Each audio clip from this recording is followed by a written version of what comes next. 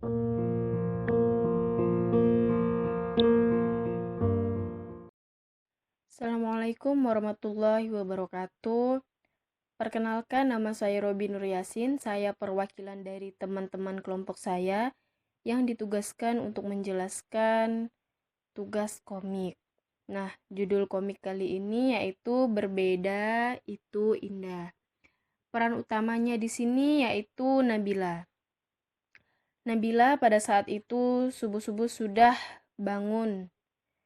Tak lama itu Nabila memeriksa perlengkapan sekolahnya yang ada di dalam lemari dan dimasukkannya ke dalam tas agar tidak ada yang tertinggal. Nah, pada saat itu Nabila sangatlah bersemangat untuk memilih kelas barunya. Selanjutnya, di pikiran Nabila tertuju kepada sahabat-sahabat barunya yang di kelas. Tak lama itu Nabila sangat bergegas dan tak lupa juga Nabila berpamitan kepada kedua orang tuanya. Lalu Nabila pun bersekolah. Setibanya di sekolah, Nabila melihat anak perempuan yang sedang memegang erat tangan ibunya. Selanjutnya yaitu ibu tersebut memanggil Nabila. Nah, sebelumnya Nabila pun melihat anak yang digandeng ibu itu. Ternyata anak yang digandeng ibu itu berkalung salib dan memiliki raut wajah yang sangat sedih, seakan-akan tidak ingin ditinggali oleh ibunya. Nah, ditemuilah Nabila kepada ibu tersebut dan memanggil Nabila dan bertanya, "Kelas berapa Nabila?" Nabila sendiri itu kelas 3. Ya, sama dengan anaknya, yaitu bernama Kristina. Tak lama itu, Kristina dan Nabila pun berkenalan. Tak lama kemudian, bel pun sudah berbunyi. Mata Kristina pun masih berkaca-kaca. Setelah itu, ibunya pun mulai membujuk Kristina agar segera masuk kelas. Melihat itu, Nabila pun menghampiri dan menggandeng tangan Kristina agar segera masuk kelas. Setibanya di kelas, guru meminta setiap anak memperkenalkan dirinya masing-masing. Tak lama kemudian Nabila pun mengenalkan dirinya dan di antara teman-temannya itu berasal dari luar kota maupun luar provinsi. Temannya yang bernama Bagus Oka berasal dari Bali dan Kristina berasal dari Medan. Waktu istirahat pun tiba. Sebagian anak-anak teman Nabila itu menuju ke kantin Pok Jum. Tak lama kemudian Andre pun menghampiri Nabila yang mengajak Nabila untuk jajan ke kantin. Tetapi Nabila pun membawa bekal dari rumah yang sudah disiapkan oleh ibunya. Tak disangka Kristina pun membawa bekal juga. Tak lama kemudian, Bagus pun menghampiri Nabila dan Kristina, meminta kepada mereka agar bisa gabung bersama mereka dan menikmati makan bersama. Akhirnya mereka bertiga pun membuka bekalan mereka yang sudah dibekalkan kepada orang tuanya.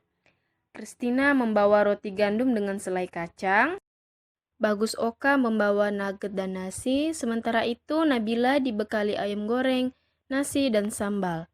Sebelum mereka makan, Nabila mengangkat tangannya kemudian berdoa. Begitu juga dengan Kristina melipat kedua tangannya dan menunduk sambil berdoa. Sementara itu, Bagus merapatkan kedua tangannya sambil berdoa. Mereka berdoa bersama. Setelah berdoa, mereka saling berbagi makanan dan senyuman. Pengalaman itu pun membuat Nabila sangat bingung. Sesampainya di rumah, Nabila pun menceritakan semua yang terjadi di sekolah dan bertanya kepada ibunya. "Mah, tadi aku punya teman baru loh, namanya Kristina dan Bagus Oka. Tapi mah, mereka kok beda ya sama Nabila?" "Apa yang beda? Cara doanya," ujar ibunya. "Oh, bisa jadi agama mereka berbeda dengan kita. Setiap agama kaya dengan Katolik, Protestan, Islam, Hindu, Buddha, dan aliran kepercayaan. Hanya saja punya cara sendiri ketika berdoa. Bersyukur ketika kita masih bisa menikmati makanan. Nabila tidak perlu khawatir ya, berteman saja dengan mereka, ujar ibunya. Mama juga punya teman baik kok, yang beragama Katolik dan Buddha.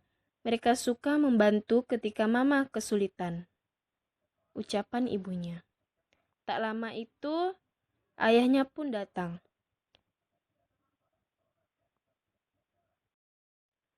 Kesimpulannya adalah, Tuhan menciptakan manusia berbeda satu dengan yang lainnya.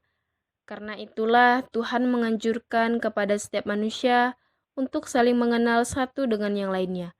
Dalam upaya saling mengenal itulah dituntut adanya saling memahami dan saling mengerti. Karena di Indonesia itu tidak hanya diisi oleh masyarakat yang beragama Islam, tetapi ada juga agama Katolik, Protestan, Hindu, dan Konghucu. Ternyata di Indonesia tidak hanya ada suku Jawa, melainkan suku Dayak, Sunda, Asmat, dan ribuan suku lainnya. Pemahaman dan pengertian ini sangatlah penting ditanamkan kepada peserta didik, agar peserta didik dapat menghormati perbedaan yang ada dan mengetahui adat istiadat yang melekat pada masing-masing. Sekian dari kelompok kami, kurang lebihnya mohon maaf. Wabillahi taufiq wal hidayah. Wassalamualaikum warahmatullahi wabarakatuh.